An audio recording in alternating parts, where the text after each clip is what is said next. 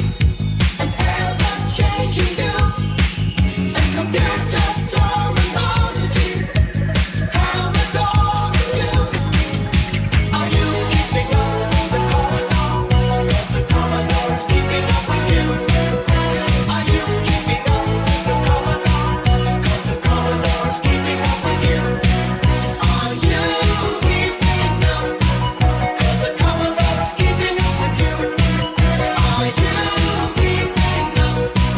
'Cause the Commodore is keeping up with you. Hello, and welcome to episode 25 of Zapped to the Past. My name is Adrian Mills, and I am joined as ever by Graham Raddings. If you haven't listened before, this is a podcast where we discuss games that were released for the Commodore 64. We're using the magazine Zapped 64 as a monthly guide for the games to focus on, but we are in no way affiliated with Zapped 64 itself. In episode 25, which covers the rather cool and dull month of May 1986, we're going to be looking at the first batch of games from issue 13 of Zapped 64, along with what was going on in UK music that month. So Graham, tell us exactly what we can expect in this episode. In this mixed salad of an episode, we brave the super-budgie smuggling world of Geoff Capes Strongman challenge, explore a series of new identities with our alter egos, and get intense deja vu with Captain Kid. We also explore the minute punk onesie world of Hocus Focus, sadly with no pocus, smoothly slide around the bendy, bland, techie cleverness of Electroglide, before we drop our joysticks altogether and finger our keyboards for some thrust action. Just make sure the lubricant is water-based for this one. A lot to look forward to there. Maybe, possibly, who knows. So let's gird our biceps, grab our budgies, and heave-ho into our first game this month. Grab yourself by the budgies. You're going to need to for this one. You're going to need some serious budgie grabbing for this one. Yeah. Right, so our first game is Geoff Capes Strongman Challenge. Yeah, that's quite the title. We looked at the advert for this ages ago, it seems now, didn't it? Yeah, it was yonks ago. It was. I blocked out of my memory. I just remember a sweaty Geoff Capes with hairy forearms. I just remember a lot of burl. Lots of burl and white spray. Yeah. No. That's what I remember. Anyway, so what's the Geoff Capes Strongman Challenge all about? So you play as the titular budgie-loving Geoff, England's favourite budgie lover, and because I don't know any others, really. He's I'm perhaps sure he more is. famous for his shot put skills and Not these days. Not these days. He's a budgie lover. now. No, he is. No, he's a budgie lover. Better than a budgie smuggler. Maybe he So does both. the advert said this. Just remember what the advert said. It said skill, strategy, and timing, not just another joystick bash. Remember that? That's what it said. I remember those words. Yeah. And the opening training for this game has you waggling to bend bars. So I'm thinking somebody forgot to tell the developers or marketing or somebody. Communication broke down somewhere. Someone said, marketing said, it's going to be all skill in it. And the coders went, yeah, of course it is. And they went, how are we going to do this? Oh, put waggle in it and don't tell To him. be fair, they're not going to argue with him, are they? Because he could just bend them round his neck like he does an iron bar. Well, I don't think Geoff was part of the marketing team. I don't think he had very little to Judging do by with that it. image, that he never made an appearance at that office. No, probably not. He Probably not. just shot-putted them out the room. While stroking a budgie. He just wears them on his shoulder like pirates, like a pirate. Long Jeff Silver. Long Geoff Silver, yeah, with his budgies, the strong budgies. Anyway, that's a whole separate conversation. Anyway, Very strong. So what is Geoff Capes Strongman Challenge? Now, I'm going to be honest here. I couldn't get further than the Tug of War, which is about there are six. Anyway, it's nonsense. That's what this is. So just to cut to the chase. So Geoff Capes Strongman Challenge has you seeing, you play Geoff Capes and you're supposed to be the strongest man in Britain and you're supposed to do all these heroic strongman challenges, except at the faintest breath of wind or you run out a bit of breath, you faint. Every time. This is the faintest game I've ever played. Very I fainted faint. more in this. I've never fainted in real life, not ever, not once. And I've done some strenuous stuff, not probably as strenuous as lifting barrels and throwing them like a bullet into the back of an open van. But I've done strenuous stuff and I've never fainted. In this, however, you faint a lot. Strange. I've never seen Geoff Capes faint. You ever seen him faint? Well, no, but you'd feel him faint because when he hits the ground, it's like in that Jurassic Park. All the grasses in the room just shaking. I imagine it's more like Jason and the Argonauts when the big iron giant falls over and they pull his ankle. Absolutely, they pull his ankle plug. Yeah, because that's he's Achilles' heel. Just. Or as I call it, ankle plug. That more well-known term from Greek myth. Quick, Jason, hit his ankle plug. Get his ankle plug. It is, though. It is an ankle plug. And liquid comes out. But anyway, that's it. Exactly. You can tell, this game was crap. We've gone to Jason the Argonaut. We've actually avoided talking about the game in any great detail. Well, yeah, so the first... Okay, so... It's a weird one because we've had hypersports, we've had summer games too, and we've had winter games. So we've had multi-event sports games already. You know, we can see that they can be done, and they can be done well on the Commodore 64. They've done very well. This didn't seem to take many lessons from those games. So the opening to this is quite strange. The button prompts are odd. They don't seem to do what you tell it to do. It says F1 to start, and you have to press F3, which is strange. Very odd. Once you get into it, the first bit sees you building up your fortitude, your strength, your endurance, your stamina, something or other. Yeah. By bending a series of bars. You've got to pull it down to pick up the bar, push it up to stand up, and then waggle like hell to bend the bar. Repeat. See how many bars you can bend in 20 seconds. That gives you strength for the rest of the events. Once you've done that, you go on to the first event, which is barrel pick up and walk with. What's the term? Barrel carrying, barrel lifting. Barrel lifting, I guess it's the... Barrel lifting. So this sees Geoff at the top of a set of stairs, and he has to walk slowly. Well, he doesn't walk slowly down them. Did you actually put your strength right to the top? Because then it becomes ultimately unplayable because it becomes like schizophrenia because you can't get down the stairs. No, I spread it around my various muscles because you can select your muscles to... No, not that bit. Not that bit. The bit where you say you put your endurance or your strength or something and you press F5 or F7 to move so it moves it either faster or slower. If you put that full at the start of the event, he sprints like a madman and then just collapses at the top of each stair. You can never get down the stairs. No, I didn't do that. We should do it because it makes the game unplayable, which is probably for the best. I don't want to do that. No, never play this game again. So yes, you have to then walk to the edge of the stairs, press down to go down each step, walk a bit further down, walk down, pick the barrel up, waggle to pick it up, turn round, and then you walk back, holding the barrel back at the thing. You've got to get two within a minute. Back to the truck. Did you know it seems a real struggle to carry them, but boy, can he throw them. He fires them like bullets. I feel like you really got into this because I was so horrified by how... No, it's not that I don't remember. It was crap, so I didn't play it for very long. I put myself down to be the primary reviewer for this, so I felt it was my duty, my duty, to actually review it and say if it was any good. So you get back, you do two of them, so far so good. The next one you go into is the Tug of War, which is, I couldn't understand, I didn't know what I was doing.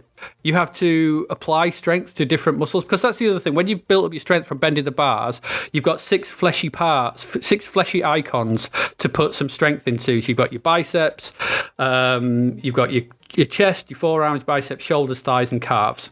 And you can put, how much endurance you have, you spread it across those 6. 8 muscles groups there was.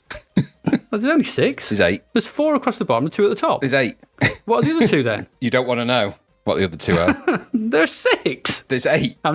Anyway, whatever. There's muscle groups to spread endurance into, like butter. Don't spread it too thin or it'll just melt away and you'll faint. And that's this game. It's incomprehensible. They've gone for some kind of weird tactical, skill, strategy, timing, but it's built around this waggle nonsense.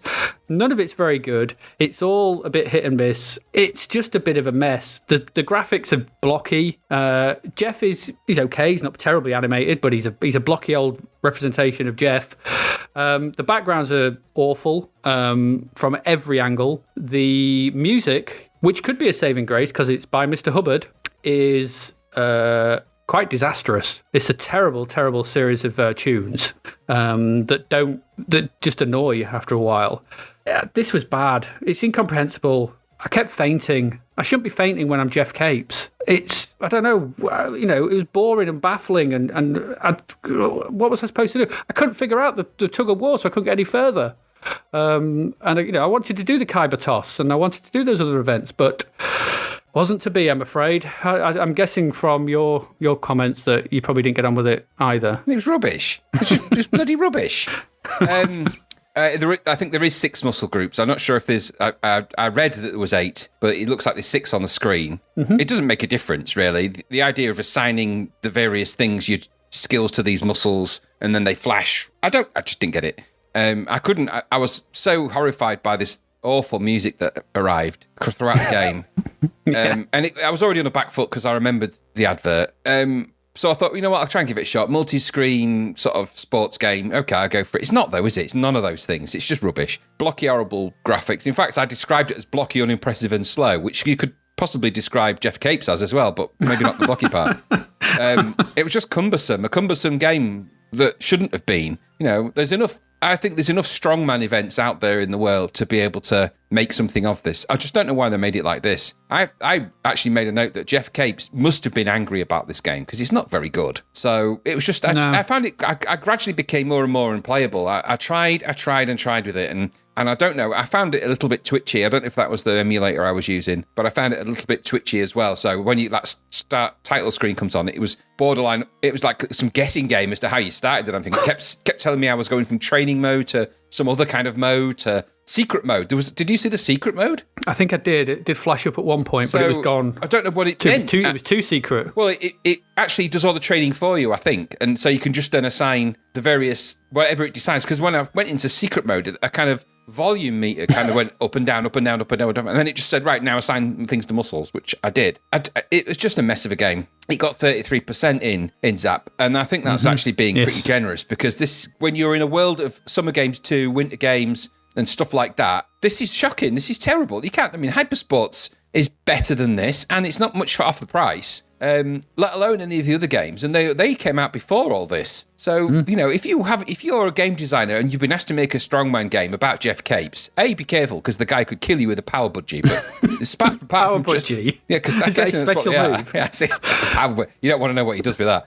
But more importantly, you would just look to the sports games, wouldn't you, that are out there, the genus of sports games that are out there, and you would use them as the basis for your sports game, and then you would take that as the sort of benchmark for where you're going to aim your game. So we're going to have to make it at least as good as those games, or it's going to be all for nothing. And then they ended up with that, a monstrosity. And then even Rob Hubbard can save it, and he normally can, but even by his standards, that music's horrid. It's awful, isn't it? It's bad, yeah. It's the worst. I think it's the worst Geoff Capes music. It is the worst Geoff Capes music, but it's the worst Rob Hubbard piece of music I think I've heard, certainly in a long time. Tragic, really, but I think they've angered him. Jerry the Germ music wasn't that great either. But it's passable, and it's twee and annoying. But this is just, it was weird versions of I'm a Lumberjack and really bizarre and just horrible. It's nasty in a nasty game. So I think $8.95 is a complete rip-off for this. Who's it made this? Was it Martech? It was, yeah. And, Martech had just released Zoids and Crazy Comets, so some quality software had come out of them, and then they, I don't know. Well, they decided to anger a giant is what they tried to do, and that's a very dangerous game. And then unless they've got some kind of power slings, they need to be careful. He'll turn up and just trash the place. He's like a Hulk. He's a Hulk of a man. In my head, I have him turning up with like animated budgies on his shoulders, like a Disney princess, but a lot hairier. For some reason, I imagine him frisbeeing data set recorders, C64 recorders at their faces from about 2 miles away and being very accurate, like a discus thrower. So anyway, that's just my wild imagination, I guess. So no, not for me. I wouldn't recommend anyone attempts this. If you want to play a sports game, you know exactly what games we're going to recommend for that at the moment. So why bother with this rubbish? Yeah, absolutely. You've got the 2 from Epics and you've got Hypersports. Go play them instead. Yeah, it's not even multiplayer, is it? I wouldn't wish this on my best friend. Well, you can't, because that would be Geoff Capes, and that would be the apostrophe would need to be in there, wouldn't it? It would be Geoff Capes it.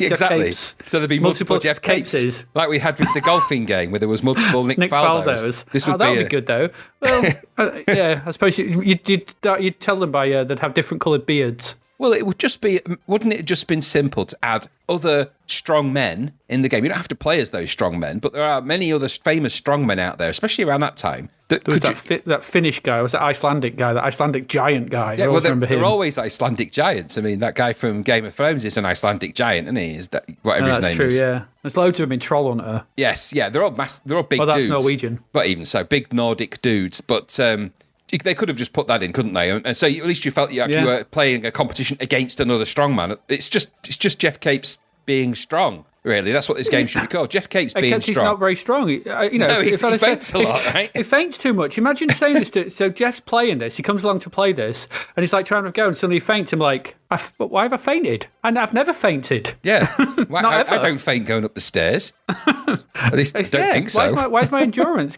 I mean, I can.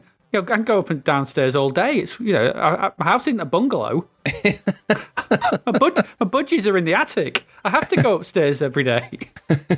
Yeah. Anyway, we're debating it really, and it shouldn't be Geoff Capes Strongman Challenge, should it? It should be Geoff Capes make it who he doesn't faint. So the collapse. Geoff Capes, don't make him. I don't know how you'd word it. Geoff Capes is asthmatic. It's just asthmatic championship. Anyway, I think we've given this far too much time for a game of this. I think so as well. And quality. I think the reason we've given it a lot of time is just to give you a heads up, listeners. There's not much in this issue of Zap. It is a bit of an empty issue. It's the emptiest issue ever. It is. There's 12 games. So we've only got 6. And there's 6 in the next episode. So, well, heads up. There you go. That's what we review what they put in front of us. Bad or good. There are only 12 games this month. Yeah. That Zap was proper filler. Yes. Poly filler. It really was. There you go. So Geoff Capes Strongman Challenge is a budgie smuggle too far. Let's move on. Let's. I keep saying that. It's my catchphrase for the end of a review. So let's move on. Let's move. Moving swiftly on. Yes. Yeah. Quick. To our next game. Thank God, and this is really good. Yes, Graham, tell us about Alter Ego. So this is a clever game, Alter Ego, and it's funny because it's got a little bit of legendary status as well. So I'm just going to roll the clock back a little bit because I've only, up to this point and up till fairly recently, I'd only encountered one version of this game, and there's actually 2. So that's quite interesting. And let's just sort of roll back the clock. And so what is Alter Ego? It's essentially I can't think of the word. The life simulator. Yeah, it's a life simulator, or it's a role-playing game, maybe of a sort. Yeah, absolutely, yeah. So, but it's based very much on a psychological profile, and in actuality, you can actually play through an entire lifetime. So, the way the game works is that you can either play as a man or a woman, or a male, female, and they're two. I don't know if there were 2 separate purchases. I think they were, but they're 2 separate games, and they work in the same way. So, you can either choose a character and choose the statistics for that character at the beginning, or randomly choose them, so the computer just generates a character for you, and it gives you things like the statistics that as a player you have, so an intelligence score, a range of different things around that, confidence, expressiveness, all of these kind of factors have a percentage score weighting out of 100, and that very much dictates the kind of character you are in the game, and that alter ego characteristics that you have dictates the things you can or can't do throughout the game. Because if, for example, you are not a very sneaky person, then you can't do sneaky things when those things up. And the way the game actually works is it's like an icon-driven game. So it's basically text and icons. So once you either choose the character created for you, or you can answer a series of some sort of psychological questions, kind of true false. And if you was in this situation, would you do this or would you do that kind of questions? And you get about 20 of those. And that then formulates your character. So again, once you've got all those statistics, the happiness, the gentleness, all of those kind of things, you're then presented with the screen of icons. And each one of those icons represents sort of different aspects of the things you can do. So some of them are little scenarios that play out around friendship and around life choices and around love and around happiness and around difficulty. Eventually, you're sort of playing through the life of this person, this alter ego. And so you go through that, you can sort of choose the stage of life you start at. So you can actually start as a literal infant, a newborn, essentially. Obviously, your life choices are pretty limited at that point. But you can gradually work up, build up more intelligence, build up through life. And you can go right the way through the stages, all the way through life, till death. So you can play this game from life to death in sort of one big sitting. And the way it works is the icons are on the screen in kind of a sort of a timeline almost approach. The sort of top to bottom timeline that scrolls up and down as you move your joystick around to select the different icons. And they present different scenarios, different things that happen, events can happen in the game that you need to respond to in certain ways. And you can choose sort of good responsive, bad responsive, neutral responsive, but your responses have an impact throughout the rest of the game. So if you choose something at the beginning that has a negative or positive impact on your personality type, that affects how you choose things later. So it will come back. So you can go through this game and arbitrarily just pick things, but eventually certain things that would have been open to you later will not be, because you weren't the kind of person that could do that. So it's psychologically very clever, very, very interesting. I think it was the brainchild of one sort of psychologist, Peter Favaro, I think. And so you're simulating this life of this person from start to finish. You earn money, you can get a job, you can get married, you can have relationships, they can fall apart, you can have breakdowns. And I don't mean vehicle breakdowns, although you can have those, but you can also have psychological breakdowns. Things happen in there, trauma. I was playing it at one point and my partner in there was killed in a road accident. And a friend of mine had an affair, and it's genuinely presenting you with some really interesting things, and you have to sort of play through. And the compelling part for this comes when, as you're playing through these things and as you're making decisions, it's such a gentle game on the brain and eye in the visual respect that it really gets you reading and thinking about the scenarios and what you might do. Because obviously, and it gets, there's even sections in it that come up with like a mini warning saying this contains graphic sexual content, and there's obviously it discusses difficult scenarios and sex and love and all sorts of things. When I played as the female in the female version, I had to go for a gynecological examination and all that kind of stuff. So it's a completely unique experience, I think. I don't know if you can really call it a game, because I don't know if there's not a gaminess part to it. I suppose it is a game in the sense that you load it like a game, but I did get the feeling I was playing a game. It really felt like I was participating in a life, and it was so interesting and so compelling, and there's so much data in this game on the, I think it's 5 or 6 discs, I think it is in the, so it must have been at least 3 discs double-sided or something like that when you purchased it. Yeah. And there's so much content in this game, from all those scenarios and all the text and all the description, all the choices and all the logic that goes behind that. I found it genuinely an amazing experience. I think it's quite possibly one of the greatest games on the C64. One of the greatest, not necessarily the greatest, but it's certainly in that upper echelon of completely unique experiences that are not, and I don't think it's really been, there was nothing else like it. Nothing else like it on any other platform. I don't know if this came out on other platforms or originated on maybe them, and it might have gone to other platforms in the end. But this kind of character building, role-playing mentality, it harks back to a sort of an adventure style game, in that it's kind of almost like a text-based adventure with the looks of iconic graphics and things in it, and there's that kind of design to it. But the reality is this is head and shoulders above something like that, because it plays out those life experiences. There's a real empathy that you can get in this game, and you start to really feel for the character that you feel for your alter ego. And I found it amazing. In a sea of games that we've got this month, this is by and far a true standout piece of game design and game engineering. I found it, considering it's so basic in the way it looks,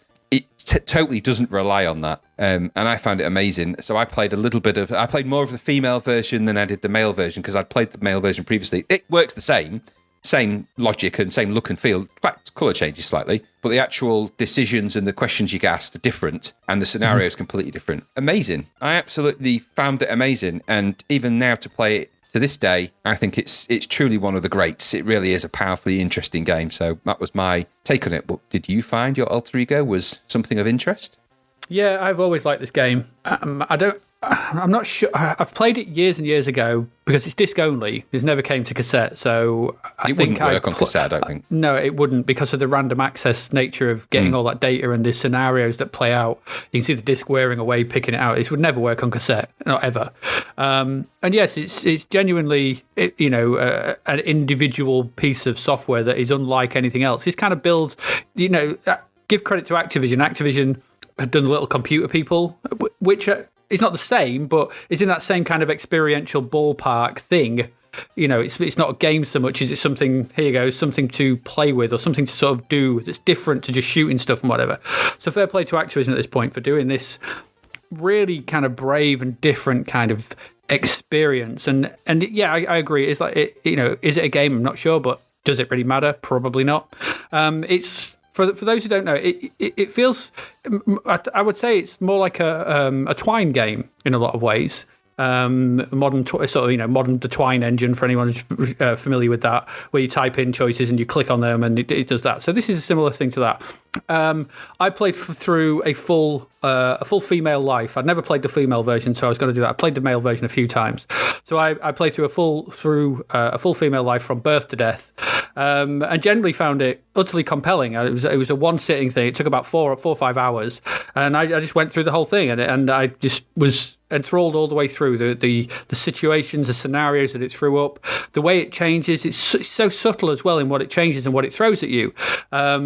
And the things that you can do. It's not. There are some issues when you do play it through. There are some logical things that kind of play up against different things. Considering if you get married, then sometimes in the scenarios it doesn't take familiar. It doesn't sort of recognise that. So there are some limitations, but those are few and far between. I mean, for myself, I started off as an infant. I came out nicely, and I decided, I'm going to play a nice life. And I was a bookish, hard-working woman who went through her life. I worked, I bought a house, then I got a bigger house. I did buy myself a kick-ass stereo. I was quite withdrawn but reliable. I got stood up at the altar first time I tried to get married by some guy who decided he wanted to stay home, watch TV and eat ribs. And that was that. That was the end of that relationship. I then got married on my second attempt. We tried to have kids, but it never happened. And then I got to the menopause, so I couldn't have kids. I was a bit adventurous at this point. I had a one-night stand with a young man when I was in my 50s. Why not? I had many good times when I was younger. Not for you, is it? I'm not 50. That wasn't what I was talking about. I wrote a book. I saved a boy's life from a hit and run, and an iron fell on me when I was a kid and burnt me. And then it's genuinely quite involving the way that the situations evolve over time, and this is because it's split into 7 parts. In it, it's adolescence, being a toddler up to about high school. Then there's high school period. Then there's a young adult. Middle adult, old adult, and then old age. There's 7. I can't remember the titles from, but as they go through the options and the choices that are presented to you, the things that happen, and the way that the different things that can happen. There's one point, and the last section, the old age section, is genuinely one of the most moving things and saddest things I've ever played. It is really good. Your icons become nothing but health. Yeah. Because your body is deteriorating. So when you're younger, when you're at school, or when you're a sort of young teenager, all the icons are social, love, friends, and it's all that. Your family is sort of overrun the early years, but suddenly it's all friends, social. It's very clever the way it just sort of this is where people's lives are in these points, and what their main interests and focuses are. And that's beautifully done, because then by the end, those start to drip away. And even as you get into your 40s and 50s in this game, those opportunities to have, go out, see your friends, they become fewer and fewer and few and far between, because it's a representative. That's, we're both approaching 50. That's kind of what happens. And it's strange playing it now than playing it when I played it, 20, 30 years ago. Is a very different experience, because I'm a very different person and I've had very different experiences. So I can not relate to everything that happened, but I can relate to that journey that this game is actually taking you on. And the guy who wrote it, I think he's a psychiatrist and a psychologist. And he is indeed. And it is obvious at one point, because I think at one point, I think it was when I hit the menopause, it said, "Oh, do you want to seek help and some counselling?" I said, "Yes." And what type of thing? I said, "Oh, I'll go for a psychologist." And it went, "That's a very good choice. Psychologists can help a lot." Like, well, yes, you're not going to say they can't, are you? You are a psychologist. But I found that whole thing. And then by the time, like I said, by the time you get to your 50s and into your 60s and you get to that last section, there was one point where it said, "Oh, what will you do today? You wake up and you're not got much on." And I asked you what day it is. Did you get this one? I don't know if you got it. It says, "What day is it?" And it says Monday, Wednesday, or Sunday. So you got to click one.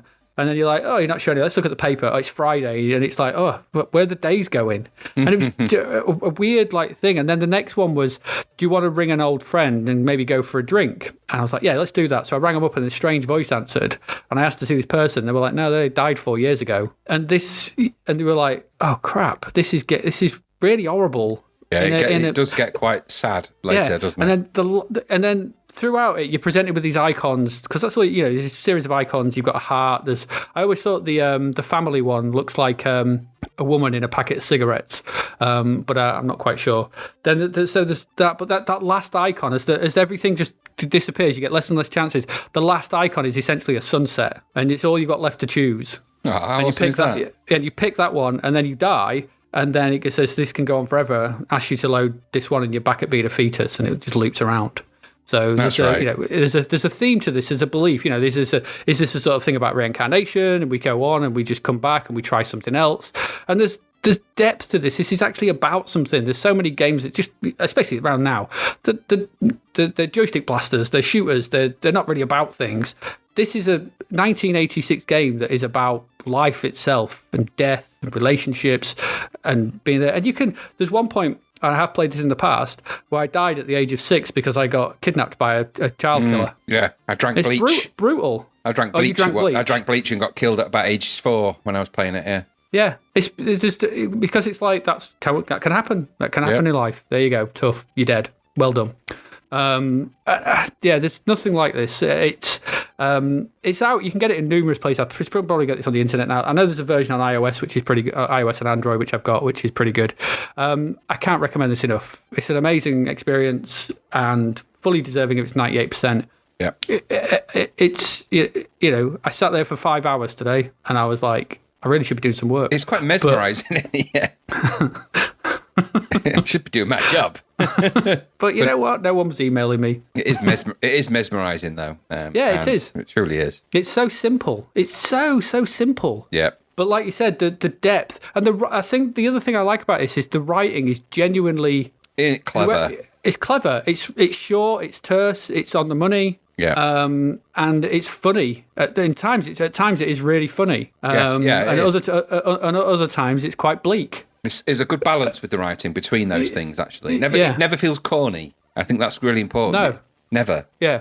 I mean, there are certain issues with there are bits, if you do the mind, the intelligence stuff in your teens, it asks you loads of weird questions. I was straight to Google saying, who's the father of modern chemistry? Oh, yeah, there are some quite difficult quiz questions there, yeah. Yeah, which just seem out of place, but, you're supposed to be at school, so you're supposed to know stuff, but it is what it is. That those kind of stick out a little bit. And like I said, there are some anomalies with it. Money seems like it's not really incorporated very well. I got a job and was just a bookkeeper for my entire life. I thought that. It's like it doesn't really factor into it a lot, does it? Because you do have acquisitions, so it does list your acquisitions like speedboat, watch, car, house, that kind of thing. I never bought a car, but in quite a number of situations, it said you're driving your car. And so that's what I mean. There are some... It's like there's those things around the periphery. The main meat of this really should have just been that middle track. I find the bits on the edge, and if it had been like you meet someone naturally within one of those things, like because that icon, go meet someone, and then you're dating, and then go steady. They seem like arbitrary things which should happen within the flow of life, rather than I'm going to choose to do that now. Yeah, if you see what I mean. Yeah. So those seem a bit odd and at odds. A bit forced, maybe, but. Yeah, because they're not choices you do make. You don't choose when you're going to meet someone. Well, no, but you do choose whether you're going to have that in your life, though. That is a conscious choice. Oh, yeah, no, absolutely. And that should happen in a natural course of things. It could be something that just pops up. You choose a love icon, or thing, and it would be like, you're out with your friends and you meet someone.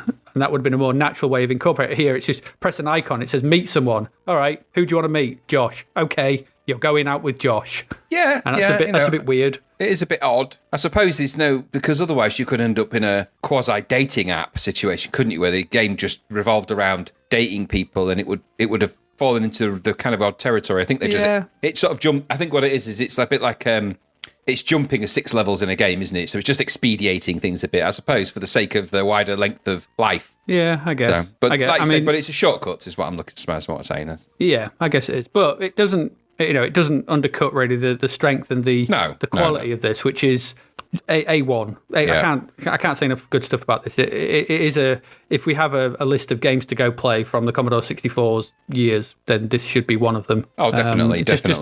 Even if you just experience it once, it's if you strip out, we said this about Mass Effect a lot of the time, but if you just strip out all the conversations in Mass Effect and you just stretch that out to an entire life, that's kind of what this is. Yeah, it's not far off. Except Commander Shepard would drink bleach. which well, do you know, it made me think though, if you were going to imagine what a modern version of this would be like. So it would be Tinder profiles. Your best awful. friends just got apart on Love Island. And COVID, wouldn't it? So the whole game was you're locked down, you can't meet, and but you know what I mean. So what it represents is a kind of idealized version of the way life goes from A to B. Yeah, it presents difficult scenarios that can occur, but there are real left wing. There are left field things that happen that aren't in there, and also I suspect a modern version would need to be a bit more LGBT friendly. Yeah, absolutely. But that said, it is kind of it's at 1986. We're here, but well, that's one of the things I did notice about that. I mean, yes, you can if you look at it through the lens of now. That is a glaringly obvious oversight that would be included in now, and then you don't just have a female and a male version. You would have you'd be able to choose your gender and identity, whatever you wanted to do. Wouldn't be hard to add that. No, probably not. Something, but considering it's another 3 discs back then. Yeah. Anyway, the thing is, what I did notice though, and what I felt like today was playing it. Although it's American, although it's kind of middle class, middle America, I felt the situations, most of them, even though it's high school, even though didn't feel alien to me. No. Who's a 50-year-old man in Northern England who has no connection to 1985 America, 1986 America. Yeah. But the situations that happen are kind of almost very cleverly universal. And I think that's one of its strengths. That's its main strength, really. That the kid, like you said, the kid drinking bleach, that happens wherever. Yeah. Sadly. Yeah. Someone getting knocked over with a hit and run. That just happens. Yeah. That's not a thing that's bespoke to. There was very few things that were bespoke to 1985, 86. I don't know where this is set. America. Anyway, brilliant. Go play. Yeah, brilliant. Definitely to go and experience it. And I think it was 1995 on disc when it came out, which is actually quite expensive. But you're getting a lot of game here, a lot of program really. And so but it was definitely. And in fact, I had the male version of this for a long time, and actually came off the back of a recommendation from somebody. It might have even been our friend Gary. I can't remember how I came to have it. Anyway, I ended up with it on disc. And then it only years later, like I said, the female version sort of appeared more when these images of games that are out there on the internet appeared for the C64. So I was able to enjoy both and just go experience them both. Is my message for this. It's just brilliant, really brilliant. Yeah. Yes. In a sea of dross that we've got this month. The words really brilliant aren't going to come out of our mouths much more today. That's for sure. They're not. Really brilliant. You can just put that in wherever. Right, yeah. Alter Ego, Ace. Go play it.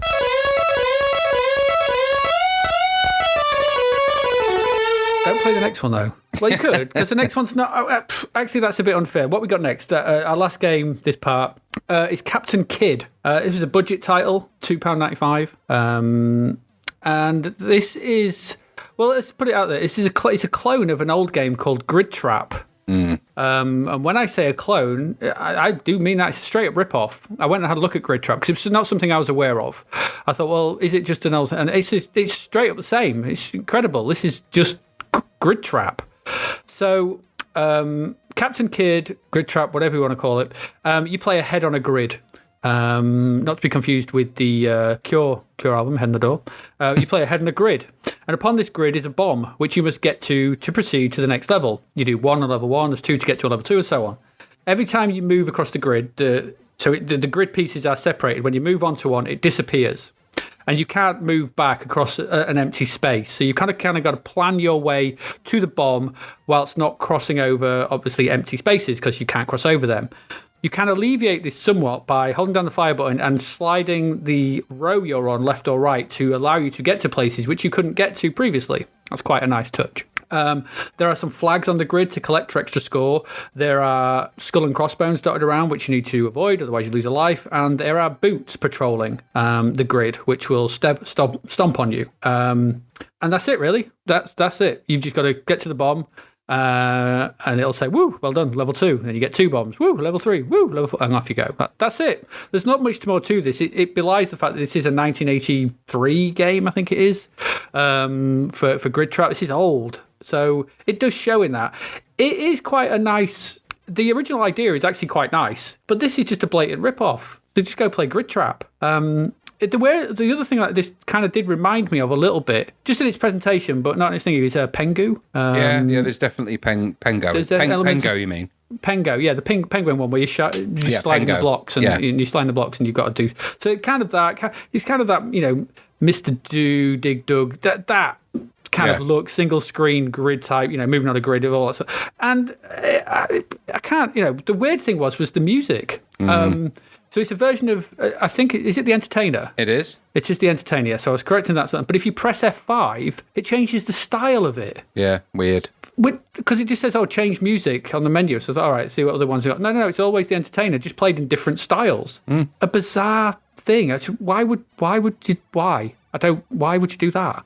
I can only recommend go play Grid Trap because this is exactly the same. I mean, to a point where the visuals are pretty much... There's not even an attempt to reskin it, which, you could have taken this and, 2 years later looked at Grid Trap and go, actually, that's quite a good concept. I like the concept. What can I do? No, actually, I'll just redo it and call it Captain Kid. It seems odd. It seems a weird thing, and then just release it. I don't know when this was made, whether this is old as well, but it's an okay concept, but it's Grid Trap, so go play Grid Trap. What did you think? It's arcade in tone, but not in play. Like you say, it's just... I felt the same as I did when we played Comic Bakery. Feels like probably a good idea for a game, but about 3 years ago in terms of the 80s. So it just felt out of place. Yeah. Graphics look kind of out of place. The sound's kind of out of place. The mentality of the game is out of place. Coming from playing 5 hours of Alter Ego, and then coming from that to diving into Captain Kid, I was ready for a sort of a quick get in and out arcadey type game. It's quite hard. It inherits all the things about arcade games, but it's just the one thing it inherited from the arcade game. From the arcade, sorry. To be fair, I'm not actually sure if it is an arcade game. No, I say from the arcade-ish mentality of its creation, it's got that not just difficulty that's kind of difficult, okay, but it's just repetitive, and those games are, by the nature of them, they just up the ante on things. So I think it was $2.95. I think they were a bit mean to it. I think I would put it higher than 32% myself. I think so as well, yeah. But the music is repetitive and annoying after a very short space of time, and whichever version you listen to. And for me, it was probably fun 2 years before it came out. Play the original version if you're going to play it, because this is the same. I like you, I didn't see any difference really. It just felt like the same game with a different name. So. Yeah. I'm not sure what that's all about. There's probably a big story behind all of it. I suspect there's more to it than meets the eye here. Maybe. But it's all right. I just think there's better games with better graphics and more interesting stuff going on in 1986 in May. Well, it coming up anyway. So this looks very old and out of date. Even when as soon as you load it up, you're like, yeah, this just feels a bit old. It's an old arcade. That's the problem with it. Is because I mean, looking at the review in Zapped, it does say it's an arcade game, but I couldn't find any. I could only find references to a C64 version, so I don't know.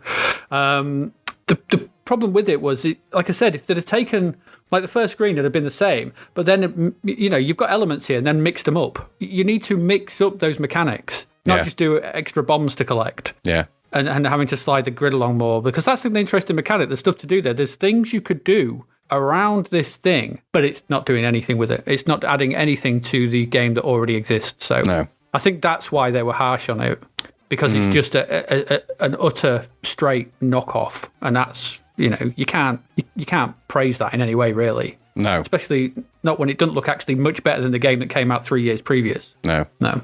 So I don't know. Go play Grid Trap, I guess. It's all right, but Captain Kid, same game. Yep. What do you want to say?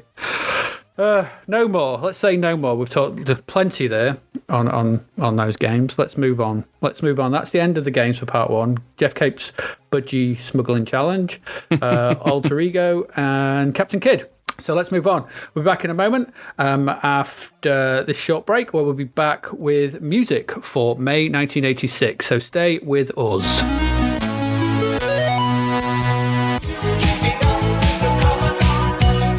To our sponsor, davidhearnwriter.com, where you'll find books and audiobooks that are as cheap as lovely, lovely chips. Dave's next book, Escape from the Commodore 64, sees someone trapped inside their bread bin. They have to complete one of the games they're stuck in to escape. Imagine finding yourself in a cinematic karate game for real, having to rescue the princess or remain stuck under the run stop key forever. Probably better than finding yourself with dodgy collision detection, bouncing around with a name that sounds like sound effects from Jeff Wayne's War of the Worlds. Book, ebook and audiobook are coming soon. Visit davidhearnwriter.com.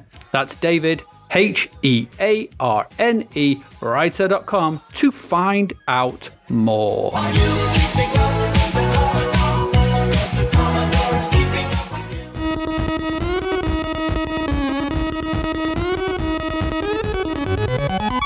Welcome back. That was the games, the first part. Now let's move on to music in May 1986. So let's start, as always, with our look at the number one singles that was going on through the month of May. On the 4th of May, Falco, Rock Me Amadeus was number one. Did we mention that last time? We did, yes. Was that number one last his time? album was out. It was in the albums last time, so it was Falco 3, remember? So we were debating yeah. what happened to Falco 1 and 2. Yeah, probably lesser experiments. Probably wore a cape and got sucked into a plane engine. Sucked into a vortex. No capes. Exactly. No Geoff Capes. Falco 3. Well, it's like multiple Falcos, like Nick Faldos. Yes, it is. Nick Falcos. Nick Falco. Yes, they amalgamated the two into one being. Falco 1, meet Falco 2. No, don't touch each other. No. Oh, there'll be a falconic explosion now. Time Falcop. Oh, no. Anyway, that's Falco. 11th of May, and the rest of the month, the number one track was the Chicken Song from Spitting Image. It requires some explanation, the chicken song, doesn't it? Because it was weird. Go on, I'll leave it to you. So, Spitting Image is a satire show, puppet-based satire show that was on British TV. It's actually come back now, but back then it was a very popular British satire show. Lots of upcoming comedians wrote for it. Lots of comedians were doing impressions fit the puppets. The puppets were kind of looking like the political, socio-political pop star figures, people involved in that kind of thing at the time. And they were just in silly situations. Anyway, they used to do sort of song parodies in the show. And at that particular time, there was this penchant for people to go on holiday from the UK to Spain, and they would hear holiday songs, holiday hit songs. And to give you an example of one of those was, in fact, Agadoo. So Agadoo was the song by Black Lace. In fact, Black Lace had a number of hits like this and still do. So I Am the Music Man, Superman, and Agadoo. Written by somebody who lived in Cleethorpes, by the way, but let's not even go down that road. Agadoo. Long story short, this Spitting Image, the chicken song, was a Mickey take of that kind of song. So where people go abroad, they hear a song when they're all a bit tipsy on the old dance floor at the Spanish resort or wherever it might be, resort. Famously, it was kind of that. They'd bring them back and they'd want to buy them. They'd buy the single. So it would inevitably, during that summer period, sometimes these songs would just appear at number one. And I don't doubt that as we head towards the summer months, this is probably going to happen. Anyway, probably. Spitting Image took it upon themselves to do a pastiche of that and called it the Chicken Song. Written in that kind of jaunty sort of holiday song way and with really stupid lyrics that make no sense whatsoever. But that was the whole point. And then in an ironic twist, everybody who saw the Spitting Image presentation on the TV show then wanted to buy the single. So they just thought, right, you know what, fine, release it as a single. And they did. And it went to number one, which was something that I don't think they even considered that it would be require them to do a Top of the Pops appearance, but it did. Yeah, so because I think it just appeared at the end of one of the episodes. Didn't it? It was just a closer on an episode. Yeah, it was over the closing credits, in fact. So, and it was hold a chicken in the air, stick a deck chair up your nose, and so on and so on. Well, that was the kind of the thematic of it, and it was really stupid. But it went to number one. There you go, and that actually tells you a lot about the sort of song. Kind of the irony of it was that everything they were trying to take the mickey out of ended up coming back to bite them because they became the thing that they were actually taking the mickey from. It's such a beautiful irony about the way the British charts work, the way that the British public are really liking these kind of one-hit wonders. We're famous for them here in the UK, got two especially. there. Yeah. Well, exactly. Two at number one. But we're famous. If you looked at the UK charts going back to the 1970s all the way through to probably the late 90s, maybe the mid-90s, it's replete with one-hit wonders. We're just famous for them all the time. One-hit wonders all the time. And I think it's great that we have that. You don't get it so much now because, you know, music is a ubiquitous, fluid thing that just exists in in everything that there is. It's all over the place. So you don't really get them, but back then you did. And the chicken song, which I recommend you go on YouTube and just watch because it is stupid. But go and watch it because it is funny because I love watching it because of the fact that it became the very thing that they were trying to take the mickey out of, and I think that's really funny. Did you dig it? Probably at the time. I did like Spitting Image. I look back on it now as it's stupid, but I would still hum it. It's still exactly. It is an earworm. Hold the chicken in the air. Stick a deck up your nose. Buy a jumbo jet, and then bury all your clothes. Paint your left knee green. Then extract your wisdom teeth. Form a string quartet and pretend your name is Keith. See, for some reason, now the worst thing about it is not just an earworm for me. I have like a weird memory for crap songs like that. It really does. It tortures me with them. I could recite you the whole next verse. I'm not going to. No. But there's something about being Arapaho. That's the only thing. Learn to speak Arapaho. Yeah, climb inside a dog. Yeah, that was one of their lyrics. Now, there is a tie-in to the C64 in this because at the time this was happening, there's a little undercurrent thing, which we'll probably cover later down the line a little bit, called CompuNet. CompuNet was a modem-accessible, early pre-internet space where you could log in via a modem. I hate to think what kind of transport speed you'd get, but really slow. And you could download early demos, and without going into a long description, a demo at this stage was just kind of graphics and music and maybe some scrolly text or something to just put out there for giggles and to show off. Anyway, some of the musicians used to put some demos out, and I think all of the big C64 gaming musos at the time, I think Rob Hubbard, Ben Dalglish, I'm not sure, I think at least a few more maybe had a go at doing a version of the chicken song. So if you go to the HV SIDS music, download the archive and download them. In there is the chicken song, the various different versions by the various game musicians of the time. And you can decide for yourself whose you think is the greatest. I'd love to hear a Tim Follin version. That would be so accurate that he'd have like perfectly rendered Sid-sounding chickens in it. So, but you can go and. In fact, I'll probably put a little snippet in, maybe of these in the background behind our chitter chatter and this bit. I don't know. We'll see. Yeah, but either way, just YouTube that, and it's funny. It was funny at the time. I don't think it'd work now because you don't really have number ones that are stupid. You don't really get them anymore. You only get stupid number ones when they become some kind of sort of Twitter viral thing. Yeah, viral thing. Let's get this to number one. Yeah, well, and everyone goes and downloads it. And I think there was none of that back then. It was just like people wanted to actually genuinely like this. Well, yeah, this is the 80s version of a TikTok hit. So, that guy thumping his desk and singing "Soon May the Wellerman Come" was soon within about. What? Have you not heard of the Wellerman? I don't do TikTok. Right. Well, it's not a guy on TikTok sang a sea shanty. It then got added to by all the different people of TikTok to the point where they were adding the bass and the tremolo, the bass and the treble parts and the harmonies and the instrumentation, and it became this big thing. It became like a viral hit. It then got released as a single. It got released as a signal. I can't say it released. It got released. It got released, and then it became like a big super hit. I think he had up to 30 million downloads, something ridiculous. Anyway, even Brian May from Queen was on TikTok playing along with it with his guitar. That's how crazy viral it went for that song. So, and missed me. That's bizarre that you haven't heard that, but now I've said that, you'll hear it. Because there was, it doesn't matter anyway. But that's the kind of thing that happens now. But I suppose this is the 80s equivalent of that because you didn't have any social media or anything like that to spread these things around. So it was just, but it shows you the power of TV at the time because this was just a TV show on ITV. Yeah, it was, and it was late on. It was late on Sunday night. Sunday night satirical. It's like about 10 o'clock on a Sunday night. I think they averaged about 10 to 15 million viewers for that show, which for a political puppet-based satire show. It's kind of mad. It was brutal as well, wasn't it? Didn't they have not Nolan one? It was the Thatcher's sort of right-hand man. They had him like some S&M punk, didn't they? That was... is it Tebbit? Tebbit, yeah. Was it Norman Tebbit? Norman Tebbit, yeah. He had a black leather jacket on. And it was like so... Weird, that program. Just go YouTube because it is funny, but it's contextual. Because there's loads of Ronald Reagan and Gorbachev and very, very of its time. But it is quite funny. I mean, they even take the mickey out of when the Chernobyl disaster happened and the news coverage of it at the time. It's just honestly, it's a properly old school satire show. I remember my friend having the. It might have been. Was it? No, it wasn't you. But you may have seen it. He had the Spitting Image annual. And and the centre spread was Prince Andrew. Yeah, that was me. You had that. I still got And it. his genitals were just a string of sausages. Yes. Yeah, I've still got that. It's one of the most disturbing images Yes. I have ever seen. It is truly horrific, and I'm pretty sure you could probably find that with a swift Google as well. You probably could. So- I'm not going to put it on the website. It's one of the images I'm not putting on the website so- because I never want to see it again. No, Because I don't need to, because it's indelibly burned into my frontal lobe. You know, if we took a picture of your eyes, like in the Victorian times, that'd be on them still. It's just burned in there, right into the retinas.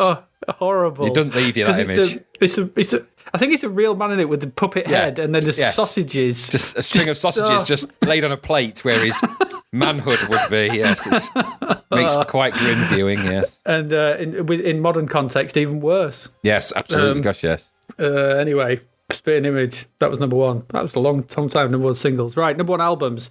We talked about this last time. Street Life, 20 Greatest Hits, Brian Ferry and Roxy Music. Was for another 3 weeks.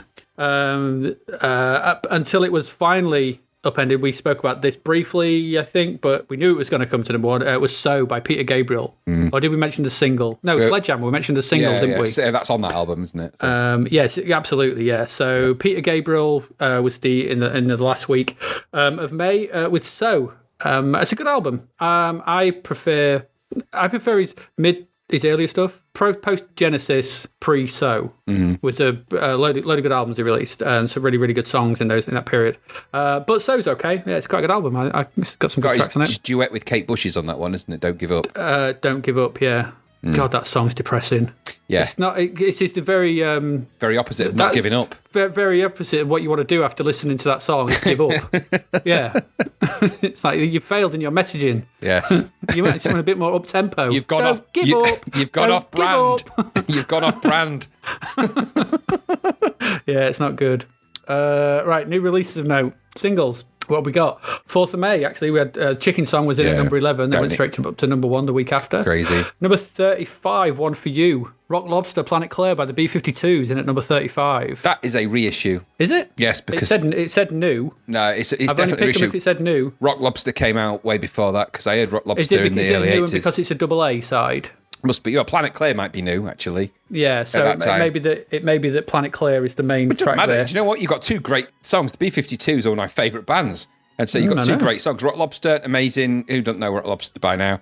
Planet Claire, that's a good album as well, that's from. So, all good.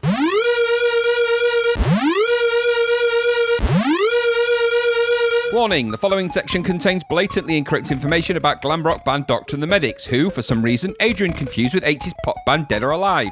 We can now 100% confirm they are two completely separate bands with different singers, though both bands did release versions of You Spin Me Round, and both singers had huge hairdos. Apologies. All good. Number 40, Spirit in the Sky.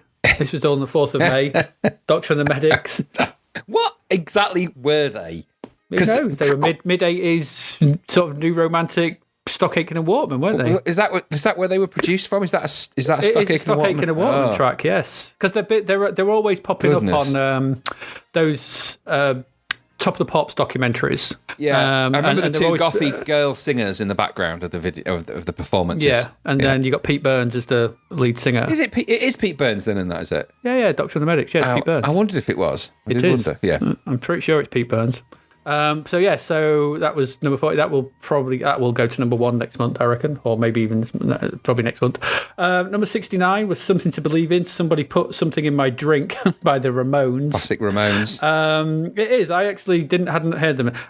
The Ramones are a massive gap in my musical knowledge. I really should listen to more because I listened to these two and thought they were both ace. Something to Believe in is amazing. It's a Ramoneade. They do this big sort of thing called Ramoneade, and it's something to believe in. So they've got loads and loads of acts in it, all doing this song about like Band-Aid and We Are the World and everything, but it's Ramoneade. You gotta love them, haven't you? You gotta love them.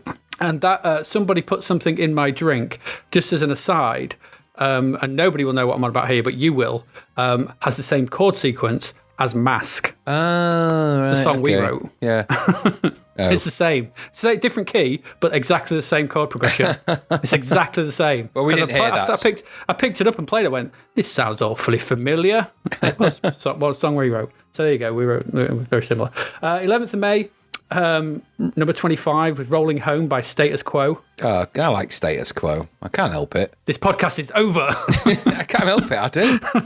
You know, they are, I think, very unfairly criticised. No, they're fairly criticised. No, I think it's unfair. You know what? They never pretended to be the greatest band in the world. They never pretended to be anything other than what they do. They play what they play. They did. Obviously, the sad passing of Parfit is changed all of that now, but they didn't ever really deviate from what they do. And if you listen to them, as much you either obviously like that kind of thing or you don't. It's just rock and roll essentially, really. But it's not for me. There's some great tracks by them, Caroline and stuff like that. I think they're brilliant.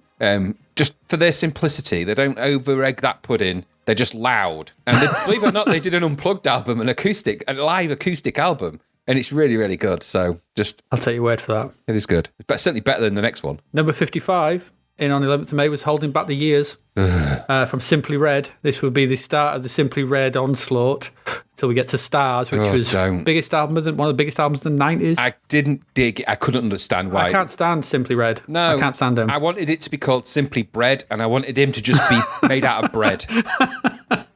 Because that would have been more interesting. Well, or Simply Dread, Simply based around Dread. Judge Dredd. Yeah. Well, see, the thing is, I couldn't understand Anything it. would be good. But he seemed to be like a real chick magnet. Oh, Mick Hucknall was like, my God.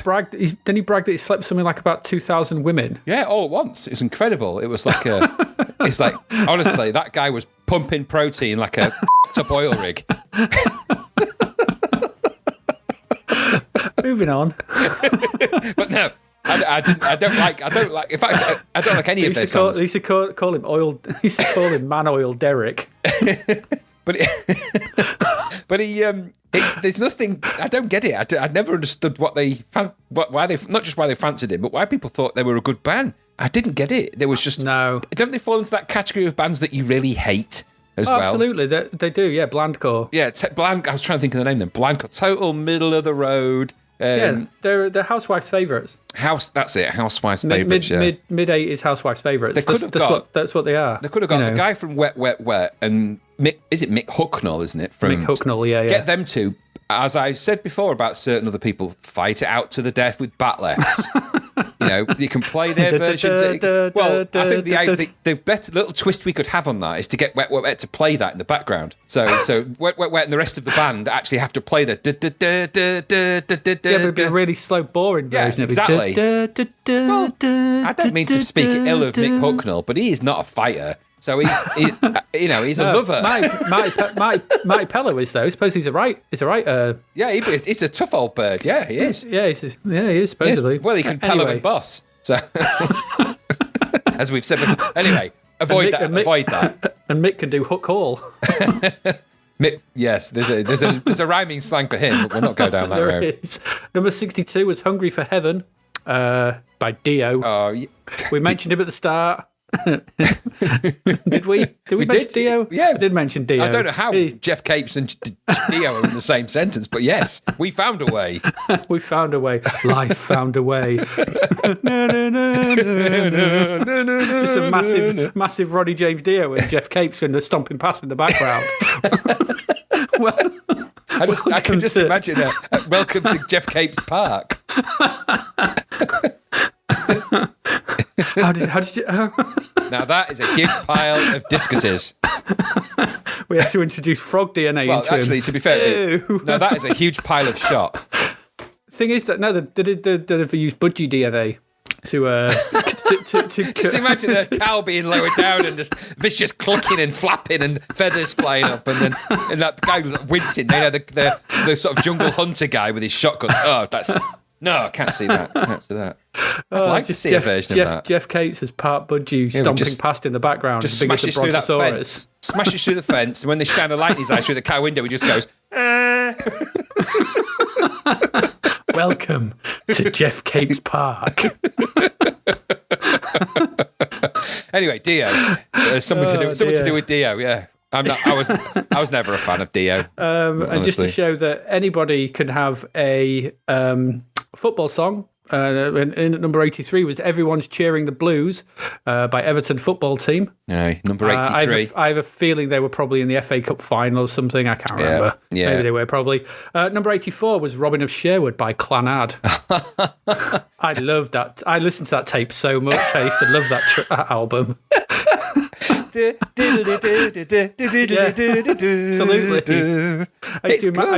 It fueled my fantasy brain. Proper good. Robin of Sherwood. Robin. Yes. Now, you can't tell me that didn't become the soundtrack for about 1 million games of Dungeons and Dragons at some point. Goodness me. Apart from maybe the Robin Hood part, because obviously they just say the word Robin Hood, the hooded man, a lot. I always thought, for quite a while, it took me to realise they were saying Robin the Hooded Man and not Robin the Hooligan. The hooligan. That's actually what I thought they were saying. But I thought it was like from the sheriff's perspective. Considering it's a TV show theme, actually, it's quite unique, because Robin of Sherwood was a TV show, a good one too. Until they changed Robins, and then it kind of went a bit downhill from there. Yeah. It's only good with Michael Praed in. Yeah. Now the next one on the 18th of May, I have not made this up, but the collection of weird coincidences that are in this went in at number 64 by a band called Zapped. Random. And it's called Computer Love. Weird. And it's essentially a prediction of Tinder. Right. I've got the link there. You should look at that link. When it's finished, I think, or when you're on a break, I'll have a look at that link. I will. And listen to those lyrics, because it's essentially, it's about making love to someone via a computer. It's very odd, but it's by a band called Zapped. It's number 64. There's too many coincidences here, and so I had to include it. I will put a link to this on the website, because for everyone should see this, or I'll tweet it out. Probably just tweet it out, because I'm not going to besmirch the website. Is it nothing to do with Zap 64? No, then? Nothing to do with. They're an American band, I think, called Zapped, and there's two of them. And went in at number 64. I was like, that's really weird. Wow. But there you go. Number 25th of May. Everybody Wants to Run the World by Tears for Fears. Obviously, that's just a remix of Everyone Wants to Rule the World. Number 25, Invisible Touch by Genesis. That's a good album. That's my favourite Genesis album. It's your favourite Genesis album. Is it also not? I can't remember what I was going to say. That I can't remember with the Brazilian on. Yeah, that's Invisible right. Touch, is it the one with the Brazilian? That's the question I was going to ask. Yes, it is that one. Yeah, it's probably the best. It's a great album. It's before everything went to pot. But it's great. Number 28, Big Mouth Strikes Again by the Smiths. Oh, I don't like the Smiths. No one likes them. Well, they like themselves. Everybody says they do like them. They're just lying. I'm sorry. I'm joking, of course. You can like the Smiths. It's all right, but you can't like Morrissey these days. Well, do you know, as this for random, I was once in a rock band, no word of a lie, playing a gig in Los Angeles with the said rock band, and the people who it was like one of those multi-band events where you've got several bands on in one evening, and we played, and the band after us was a Mexican Morrissey tribute band. So there you go. Random. And that is the most random version of Girlfriend in a Coma I have ever heard. It was like mariachi. It was weird. It was downright weird. Was it the Jimmy Smiths? It was weird. If you imagine every day is like Sunday by Morrissey. Is that the Smiths or Morrissey? Are they one in the same thing, really? Yeah. Yes. Imagine that, but imagine a mariachi band playing it, but with Morrissey, a really good Morrissey impersonator who happened to be Mexican. It was really weird. That is weird. Anyway, number 55, Venus by Bananarama. She's got it. Oh, baby, she's got it. Yeah, so it's not even their song. They were Stockacre and Waterman as well, weren't they? They would go on to fuel 1,000 razor adverts for women. Yeah, and just as a little aside, do you remember when they did a song with Fun Boy 3? Do you remember that? Vaguely, I think yes. It's the Lunatics, and Fun Boy 3 was a bits of the specials, I think. So what a strange, bizarre thing. So that's what I mean about these crazy world of one-hit wonders. Of course, Bananarama went on to. They were one of the most popular girl bands of that type of the time, weren't they? One of the prototype British girl trios, I guess, weren't they? Good singers, actually, as well. Last one. Well, Sinead, was it Sinead, what's her face? Siobhan would go on to be Shakespeare's sister. She was. One half of that. Number 71, our last single, is Wild Child by Wasp. Oh, Wasp. Just like a wasp, you want to swat it away. It is funny when you look back at these, because they were, everybody was up in arms about rock and roll being this big influence of terror and everything. And you watch looking back now, and it's just cosplay. Yeah. It's just there's nothing particularly evil about or vicious about. It's just ridiculous pantomime. Where do they live? Wasp? Are they in the sort of hair? Are they in the hair metal Acacia arena? Avenue, I think. Just down the road, down Wasp Street. No, where are they? Where is their flag planted? Are they hair metal? Are they gone metal? What are they? Yeah, they're the same place as Striper, Motley Crue. God. That's a deep pull. Cinderella. It must be around that time, right? I don't know. They're just more of that. They're just those, the crap. Yeah. Albums, new releases albums, the 11th of May. And at number 2 was The Love Zone by Billy Ocean. Good old Billy Ocean. There's got to be plenty of love in that one. We know what, because we've got movies to talk about, so there's been problems with that anyway. But anyway, number 8, Home and Abroad, The Style Council.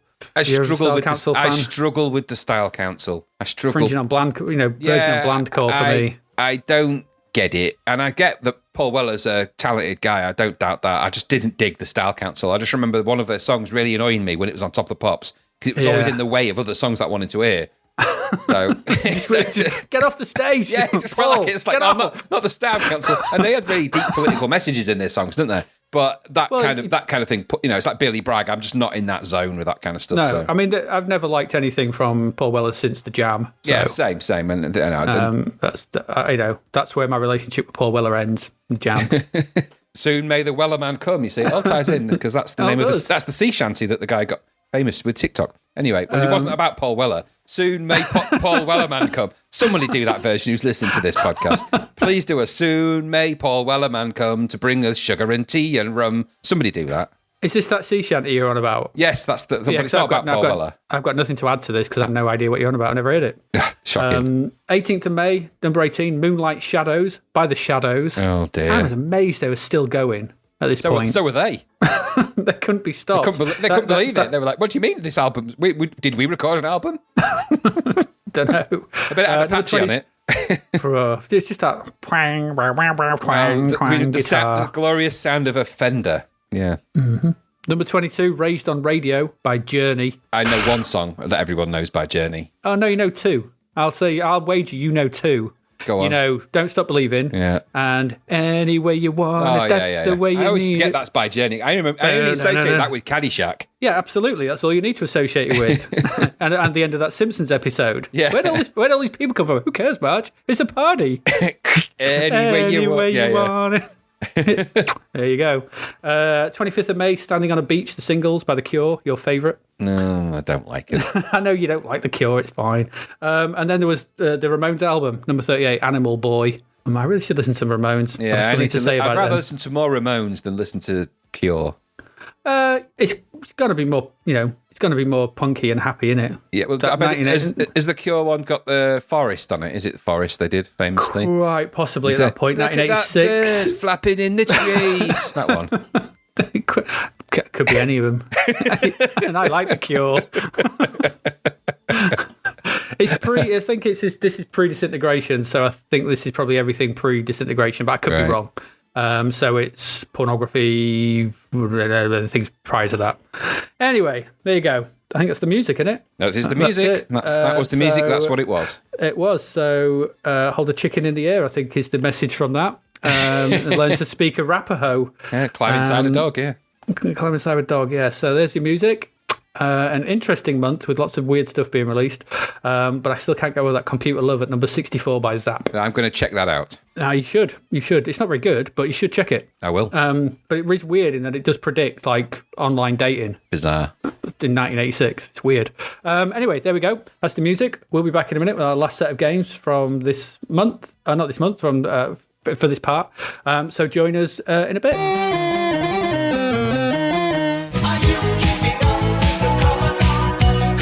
A massive shout out to our sponsor, DavidHearnWriter.com, where you'll find bargain books and audiobooks. Dave's next book, Escape from the Commodore 64, sees someone trapped inside their bread bin. They have to complete one of the games they're stuck in to escape, finding themselves on a space freighter full of robots to shoot or take control of. Can they possibly clear the decks? The book, ebook, and audiobook are all coming soon. Visit davidhearnwriter.com to find out more. Dave's podcast pick is Alter Ego. What superb interactive digital storytelling, he reckons. In fact, he even still plays it. Grow up, Dave.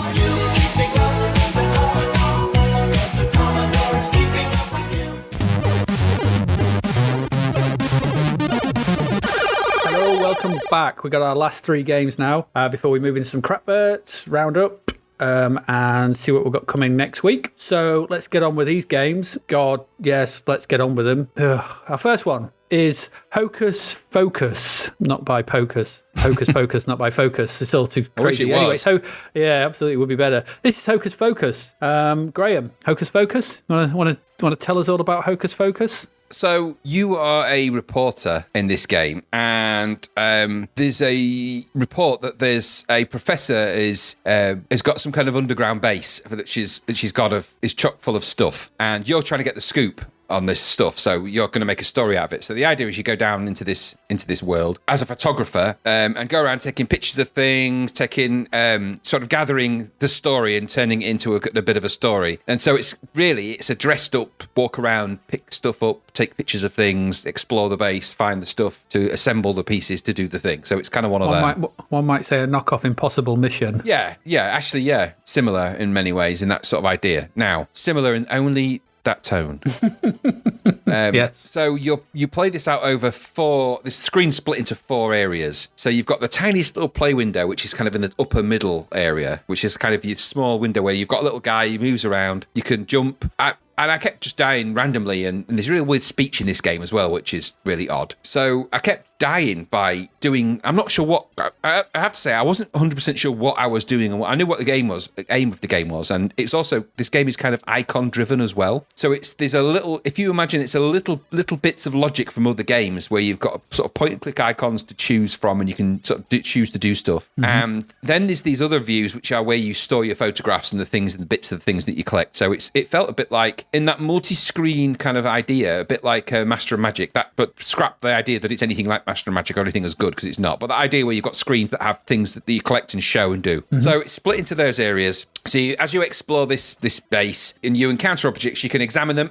That's the Impossible Mission part. So you're going around exploring the base, doing those things, and then you can develop the pictures and you can formulate them into a kind of a story. There's all sorts of radiation areas inside the professor's home. So you can die from too much radiation, and so the idea of the game is to kind of go through, and there's little weapons you can pick up. I can't remember if they were daggers or I didn't get really that far into the main crux of it all. So that's the game. It's played out over these tiny little windows, which I found quite annoying because there didn't seem to be a reason why you would make it like that, because Impossible Mission was kind of full screen. Mm-hmm. So you kind of wandering around, and I just found it a bit weird to control. The little icons were kind of a bit stupid, didn't feel very good. There's really crap speech in it. It just sounded like some guy, theoretically, or it's just having that somebody doing that in the background. So it didn't really add anything to the game. It's got interesting David Whittaker music. We've not really spoken about Dave Whittaker music in games so far in these podcasts, but he's actually a good musician for C64, and this isn't a great piece of his, but there'll be more from Dave Whittaker as time goes on. So I didn't get into it too much. I didn't particularly like it. I thought maybe the premise is interesting, but very familiar. And I just thought that it felt too odd to control and too small on the screen to really enjoy it. So it felt quirky. I couldn't get my head around the score that Zap gave it, because that didn't seem to me to be the game I played. The version that they review and play, in as much as it's the same, I didn't get from it what they did.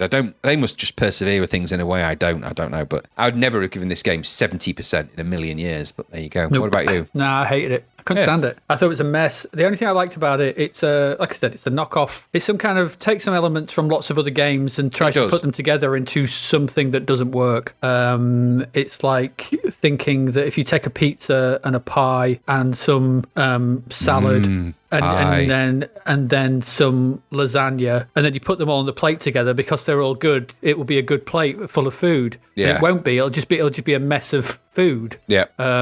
that's a terrible analogy. No, I get it, though. But you get what I'm saying, that you take the good bits from other things and you think, well, if I put them all together, then surely exponentially that'll make them all better. Yeah. No, you just made a mess. Yeah. And that's what this game is, a mess. The only thing I really liked about it, and I did like it, was the main guy's animation. Yeah, so it was quite nice and smooth. And when you're carrying a sword, I liked it's a nice bit of animation. It's a nice sprite animation. I thought it was quite good.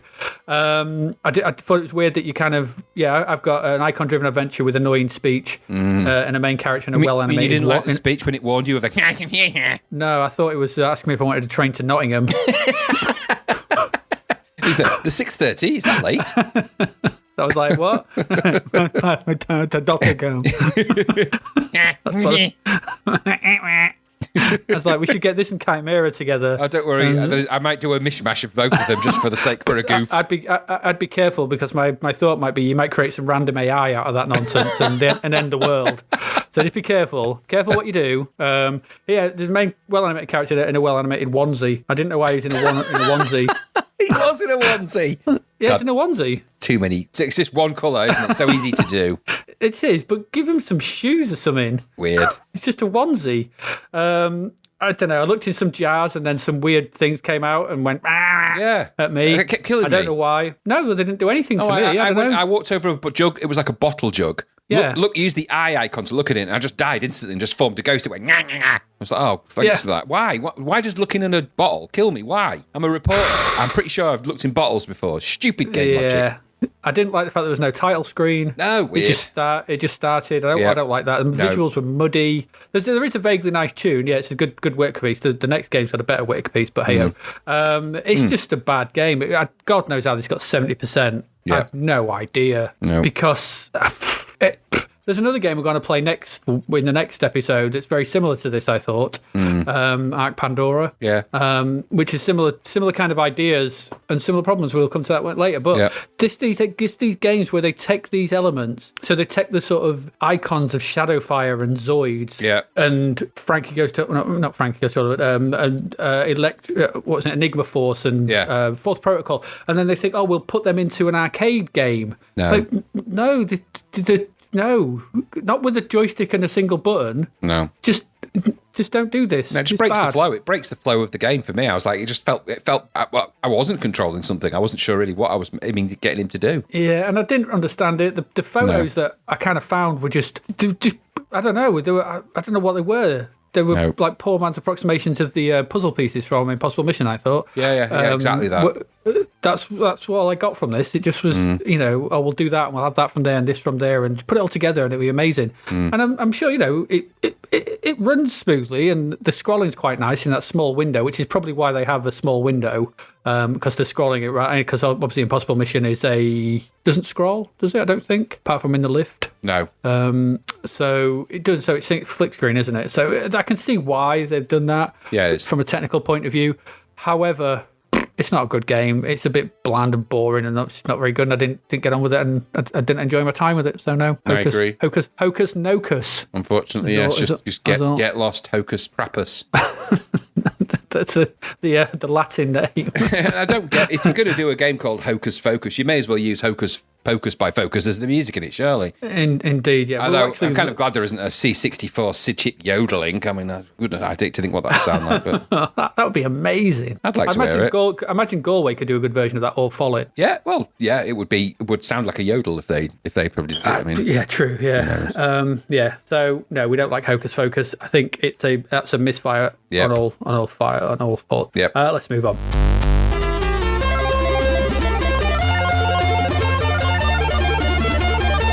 To our next game, linked tenuously by a David Whittaker soundtrack.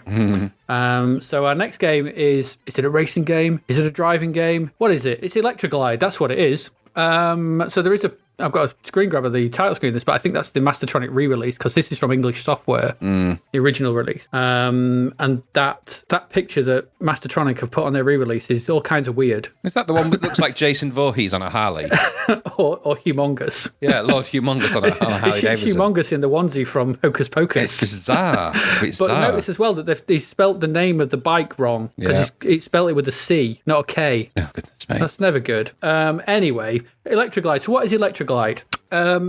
It's not... Okay, this is... it's a driving game as much as a racing game. This owes more to games like Outrun, Sega Rally, that sort of thing, where the point of this is to get from checkpoint to checkpoint rather than complete laps, as in Pit Stop 2, Scale Electric, and those kind of games. So this is it's that checkpoint based driving. So, but the whole point of this is it's kind of you drive around some kind of approximations of supposedly of America, the UK, and Australia. One thing I do like, let's start at the very beginning. When the game loads up, you get presented with a couple of options. For once, I really like the vector graphic logo and stuff, and the way that morphs and everything. It's very nice, really nice little bit of animation there. And the way that you choose the map, the way that it morphs from America to England to Australia and back, nice, really nice as well. You have a sort of steering setup as well. It doesn't seem to affect things that much within the game itself, but at least there's some kind of maybe to actual steering sensitivity, and then you get going. So you pick your location, you get going.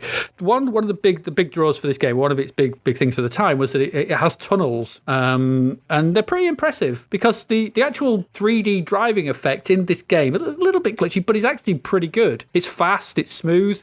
It's just weird. It's just a weird driving game because there's the objects. All it is you on the road. You go through tunnels. The objective is to get to the next tunnel, which is essentially your checkpoint. Drive through that, and so on and so forth. The background's changing colour, but on the road you are beset by a sphere, a cube, and a jet that flies over every now and again and drops pillars down on the road, and you've just got to avoid them, and that's it. That's really it. Yep. You just push forward. You get going. It's fast because there's very little going on. And I imagine that it feels more like a tech demo than a game. Yeah, I agree. What it's helped by is I really liked, and I've liked it back then and I like it now, is that piece of music by Dave Whitaker. Yep. It's a cracking bit of music that has a really good sense of pace to it that matches the driving of and it stops and starts along when you get hit, and it matches up with what the pace you're going. It feels enjoyable in that respect, and I do remember playing a ton of this. I played loads of it,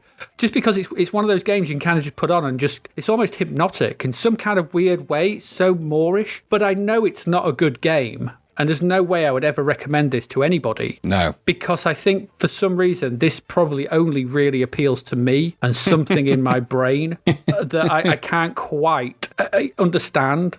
There's just a collection of buttons that this presses that I'm well aware that there's very little to it, and that this is everything that I kind of don't like in racing games. But for some reason, I find it hypnotically enjoyable. And it's a strange one for me. And I enjoyed my time with it now. I'm a bit more analytical of it, and I can see it's, back then I was probably just sat on my own in my bedroom at 9 o'clock at night and, stick this on, like the music, drive in. It's kind of almost that that Outrun vibe, because, when you got a magical sound shower playing and you're just enjoying that whole vibe that Outrun gives you. This was a prototype to that for me. I can see other people hating it. Zapped couldn't stand it. Absolutely, 100%, and get that viewpoint.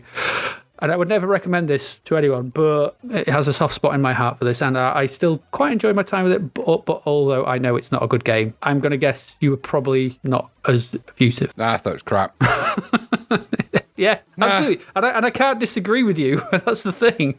I couldn't quite figure out and I don't think it knew really what it was trying to be. So it wasn't either a race game nor a driving simulator. It's just a bendy track thing. Yeah, I didn't feel like demo. I was. It's like a tech demo looking for a game. I mean, I never really felt like I was in control of anything, which is always a bit disappointing because you want to be in control of something, don't you? Yeah. But I never really felt like I was in control of it, and that I found that a little bit annoying. The music's great, and I did enjoy that. And it has that kind of quasi 3D effect. And I suppose if you put in a different hat on, you might end up with some of those early sort of PlayStation games where you've got like a futuristic spaceship shooting around at high speed around a track in that kind of way. A Wipeout. That kind of thing. So yeah, so it's not the idea of the super speed racer flying around on a track and doing all of that, it's not an out there concept. I just don't think I think this just lacks enough of the finishing factors to make it really good. So it just felt like it felt like a budget title, but not at budget price. Yeah, $8.95 is way too much. Yeah, had this been $1.99, it might have got away with it better. So there are parts that I really liked about it. I quite like the demo-iness of it. I did like that aspect of it. It does feel, it is quite techy. And the music was good, but I just never felt like it. I felt like I could have been watching something happen before my eyes.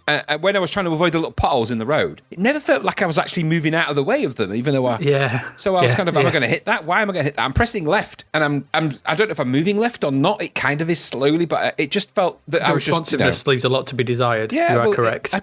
I couldn't quite get it, and that's what I found a little bit annoying. But I think it got this one on where we said that the previous crappy Hocus Focus rubbish got too high a score. I would argue that I think they were a bit mean to this game. I think it got hammered because it's too expensive. If this had been $1.99, I think that would have been in the 60s, that score, not in the 30s. So, but that's my feeling. But I think it's just one of those games where it's barely a game. Yeah, if this came like with when you bought your Commodore 64 and this was like a tech demo thing, you loaded up and it was just an unending road that you steered back and forth and went through tunnels and there was a bit of music and that was it. No real challenge, no score, no real point. You would think, oh my god, this machine can really do stuff like you got with the dinosaur on the PlayStation and those tech demo things you used to see. It kind of feels like that, but unfortunately they've released it for £9 and called it a game. Yeah, and that's where it's seriously lacking. Yeah, there isn't much game in it, is there? Let's be honest. No, that's what I said. For me, it was always just about a mood that evoked. Yeah, and that was partly down. If again, you take the music out, it's boring as hell. Yeah, but that music just driving along, it's one of my favourite Whittaker pieces. Interestingly, you could there's an album by Apollo 440, one of their first album, I think, called Electroglide in Blue. Or is it might become one of the... Actually, it's not their first album, it might be their second album. That's a film, isn't it? Electroglide in Blue? It might be, but either way, Electroglide in Blue is a really good album. You could put that on and happily play that, and this game would kind of suit that kind of, techie dance, kind of dancey, sort of constructed sort of soundtrack. I think, like I said, this has got that early super speed racer vibe about it, but without the racer and stuff. It's just missing all of the elements that would make it a racy game. So. Yeah, it is, absolutely. It's a tech demo looking for content. Yeah. And that's what it is. Yeah. So in that respect, if you go at it like that, looking at it like that, you can think that's because there's some clever code here, I think. Yeah, the parallax scrolling as you go in the background, as you move around in the road bends and stuff is technically quite clever, but like you say, nothing much to it. Yeah, nothing much to it. Yeah. I'd like our next game, maybe.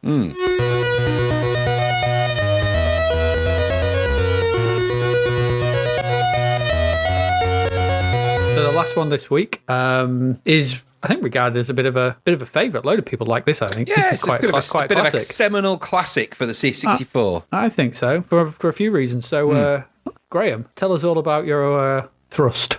Tell us about... I'll tell you about my own personal thrust. Your thrust experience. My thrust experience.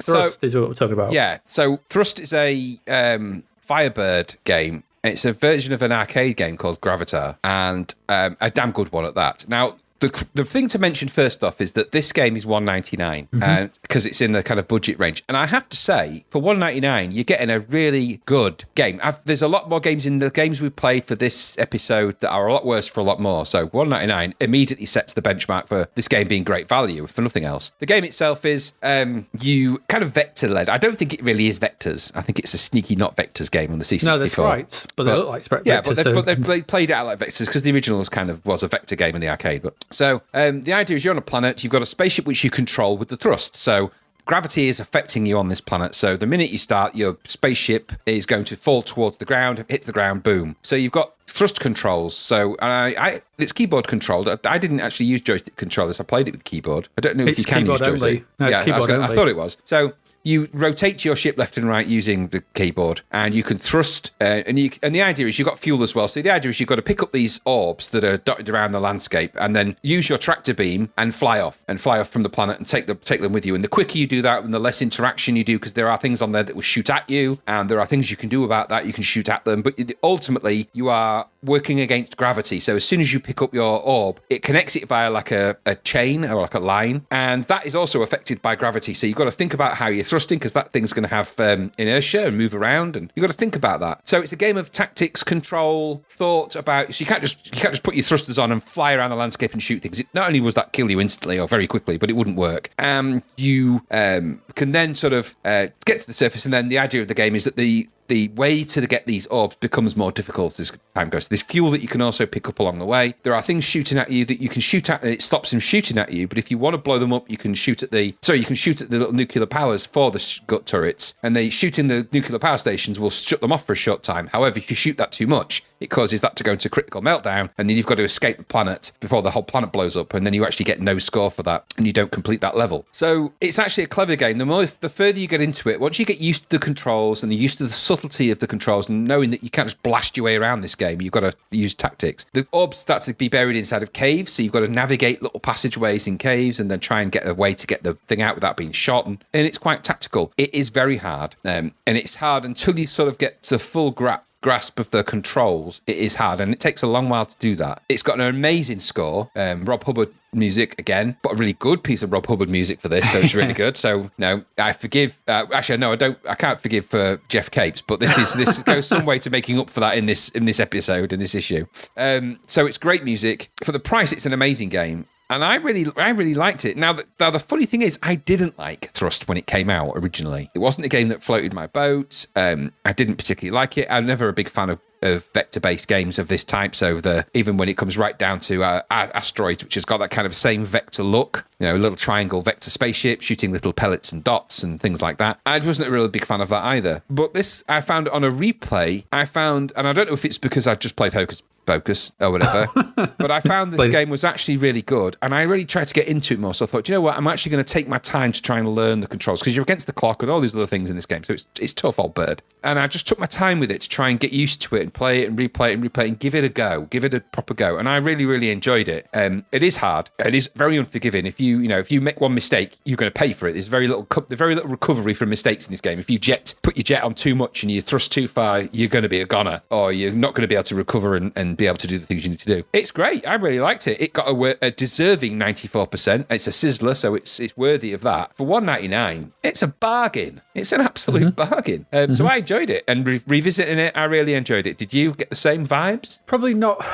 Yes. To a degree. So it's one part Asteroids, one part Gravatar. Essentially, it's two forebears. Its visuals are taken from those games in that kind of vector style, as you've said. It's clever, it's addictive, and it's tough. It's a simple premise, get to, in inertia-based, gravity-based craft, navigate caves, find the orb, leash to it, get it out, all good. It's, I like the sparseness of it. So the visuals, the sort of line, the way that the planets are drawn is very nice. I like that kind of visual representation. Yeah, it was nice. I have no issue with those, that sort of vector look. I've always liked Asteroids. I thought it always looked quite cool.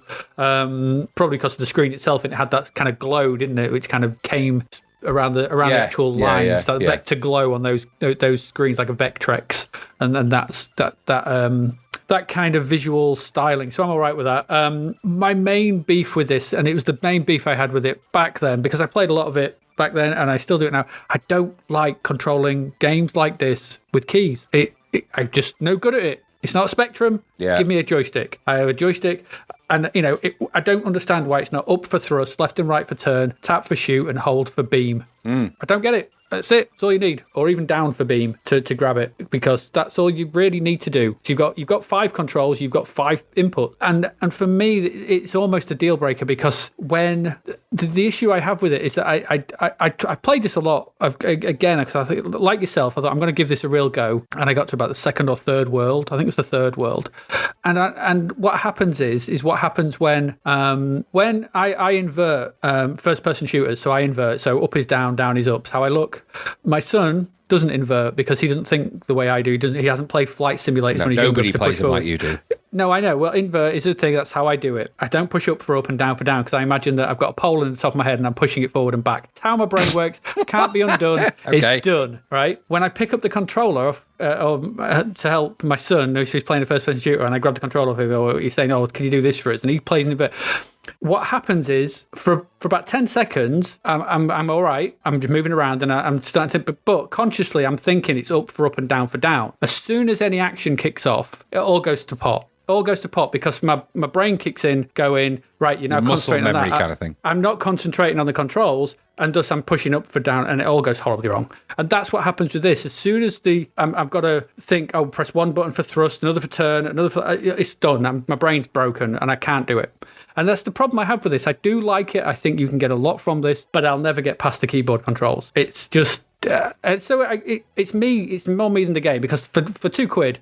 it is a bargain. It is a great game, and I can see that there's a really, really good game in this. I just wish it had joystick controls. I really do, because I think I'd love this. I'd absolutely love it. To way more than I do right now. I can appreciate it from a distance.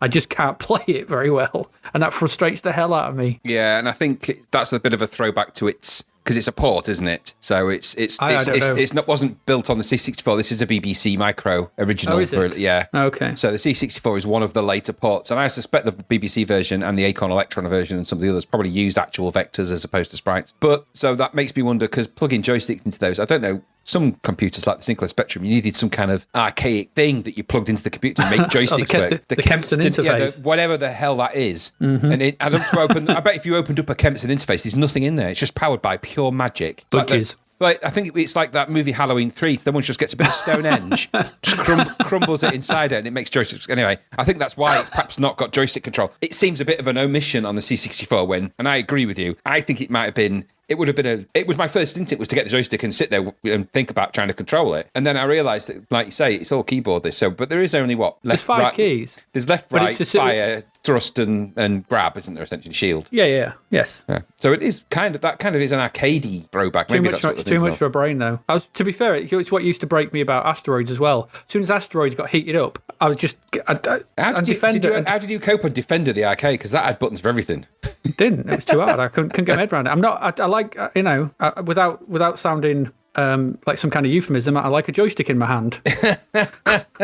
Yes, psychologically, this says a lot about you. I know, sort of thing. I'm not very good at pushing buttons, but I'm great with a joystick.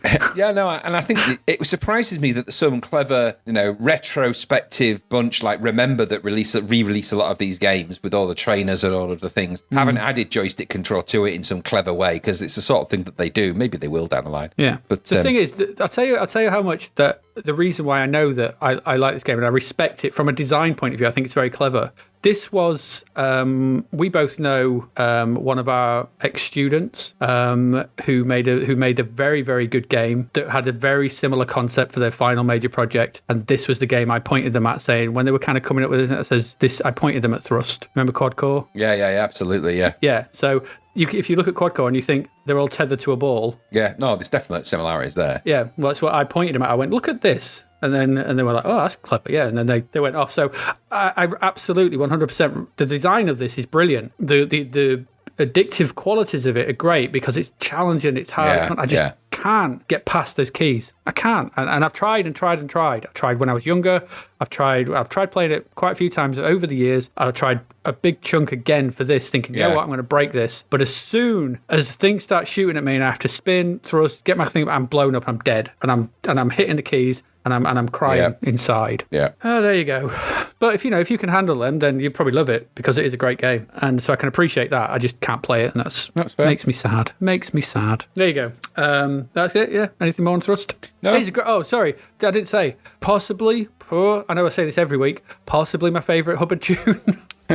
It's not one of my favourites. It's haunting. The Hubbard tune is amazing. It is great to this. I was trying to find, is it an original piece, this one? Yeah, I think so, for this one. I think it's an original piece as well. It's got a really weird beginning, which puts people off, because he's got a screechy sort of sound,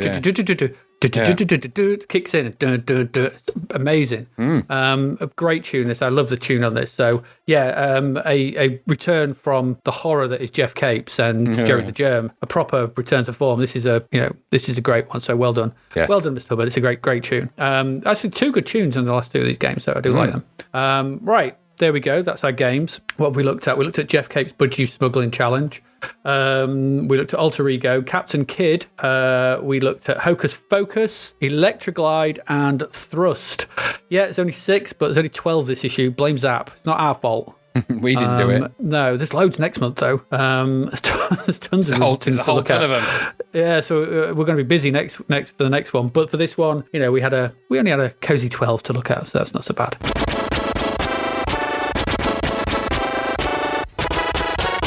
All right, let's round up quickly with a couple of Crapverts. And the first one is for a game we've actually looked at today. This is the Hocus Focus advert. Trying to play on the old idea of it being a newspaper reporter, and It is, yes. so but you've got I don't like. no. There's some bits of this I just don't. I don't like it. I didn't. It's called the Daily Shocker, and it's supposed to look like the front page of the Sun or the Mirror or the Daily Star or whatever. But I just didn't like it. I could see what they were going for, but I hated the artwork. I don't know what those green things are. He's got his onesie on. Yeah, he has got. He's got a punk. Is he a punk? He's got kind of a punky hairdo in there. He is in the game as well, hasn't he? So yeah, punk onesie. Not something you see. I don't know.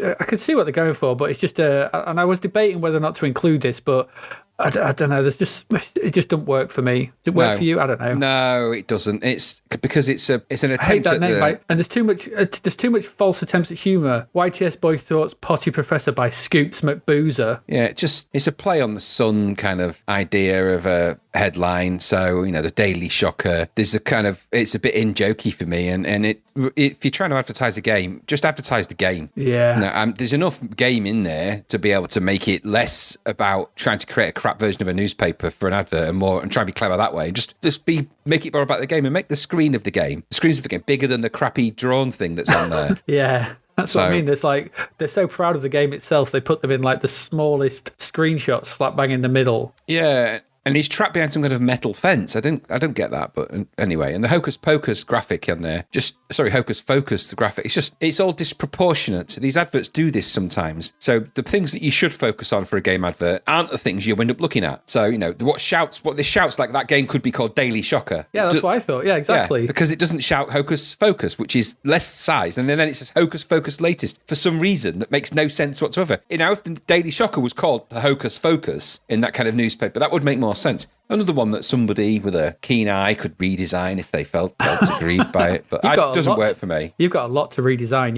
It doesn't work for me at all. I can see what they tried, but it doesn't work. No, I don't like it. I didn't like it at all. Nope. Our last one, we've only got a couple. I think I said before, adverts are getting better, but this one just smacked of that. It's a small advert that Kate was in that was advertising for the US Gold World Cup 96 game, but because it's in Mexico, it has to go Arriba, Andale. Yeah. Guess who's got us the software rights to the 1986 World Cup? No. Hold on to your hats. It's a coming soon. It's a coming. They don't say that in Mexico. It's a coming. No. I know that's Mario speak. And I know that he's the mascot, so I've got no problem with the visual. It was just that text.